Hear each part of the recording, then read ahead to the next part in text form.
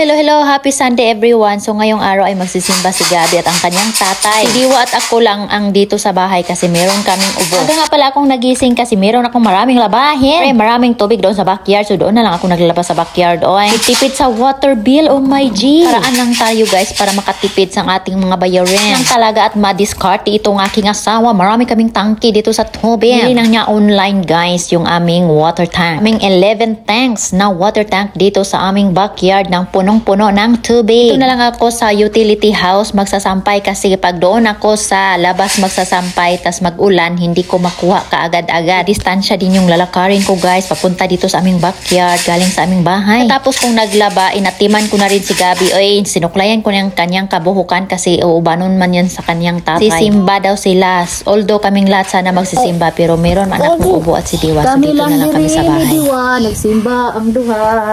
Say hello everybody. Kami lang duha dito ni Diwa. Nagsimba simba ang duha. Iyang tatay at si Gabi. Yeah. Say hello. Hindi man ako magsama kasi may ubo man si Uka guys. And then hindi na rin sinama si Diwa. Wala namang magbantay niya doon. Meron naman magbantay niya doon kasi may ano naman doon, may separate sa mga bata, may nagbabantay. Tas yung mga parents nagsisimba. Pero hindi lang sinama si Diwa kasi. Next week na lang siguro kami magsama ni Diwa. Kung may kami sa next week magsimba kami. So next week na lang kami magsama. So ngayon, dito muni lang kami guys, no? So mamaya-maya magluto na rin ako ng tanghalian. Maaga akong nagising, naglaba sa backyard. Si bye-bye na, bye-bye. Bye-bye. Ayaw niya mag-bye-bye. Ayaw mong mag-bye-bye?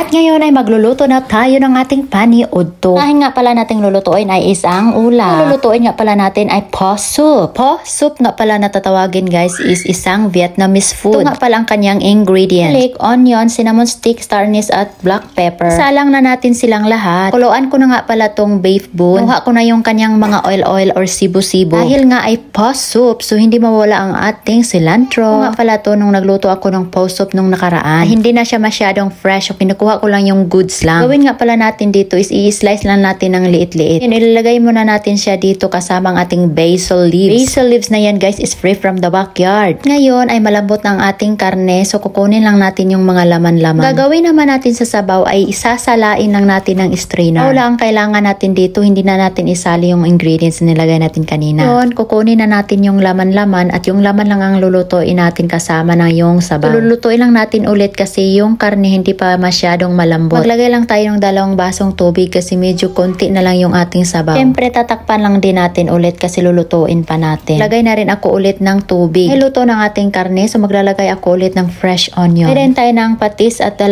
teaspoon na brown sugar. Para talagang mag-blend yung lasa maglagay tayo ng chili laboyo. Hindi natin kakalimutan ang lemon. Nga ay luto na ang ating karne so ilalagay na natin ang ating gulay. Last na talaga siyang ilagay yung ready to serve na talaga. Ngayon ang last nating ilagay is yung vermicelli pasta. Wala nga pala tong aking sangkap kasi wala tayong tauge. So tapos na nga pala tayo nagluto sa ating ulam. Ang next na naman natin gagawin is magluto tayo ng fried rice. Wala nga pala akong binabad na 3 cups of rice. Lang tayo ng konting oil at sukay-sukayin lang natin ang ating rice. Hindi natin ng 2 basong tubig. Siyempre lagyan na rin natin ng pangpalasa. Sukayin lang natin para hindi magtutong ang ating gagawing fried rice. Palang natin at hinaan natin ng apoy. Sukayin din natin ulit. Tingnan nyo naman may tutong nang nalumabas. Tatakpan lang din natin ulit. So ganun lang ang pagluto ng ating fried rice. Sama natin gagawin is lagay na natin yung ating carrot. At ilagay dapat yung malapit na talagang maluto ang ating rice para sabay sila talagang maluto. Iyo din naman natin yung ating carrot ay magiging mushy na sobrang luto na. Nga pala akong ng patis at next naman ilagay natin ang ating green peas. Palang din natin ulit para maluto yung green peas at saka yung carrot. Ano naman natin ilagay is yung ating red onion. Sa inuuna natin yung onion kasama ng garlic sa pagluluto. Sa madalas akong nagluluto na realize ko na yung onion dapat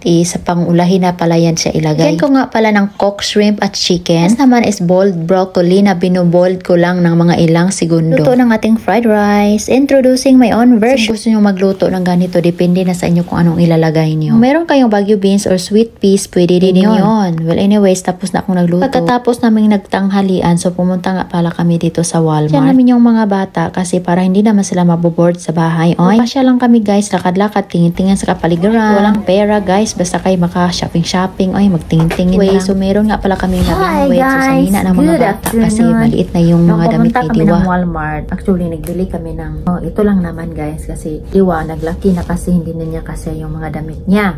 Ngayon, ito yung binili namin para kay Diwa, pang 2 years old, para talagang masuot pa niya ng matagal. Dalawa lang naman guys, mga pajama, tapos meron din siyang ganito, magwi-winter na kasi dito ngayon, kaya meron siyang jacket. Dayon, tapos ito sa kanya din ito.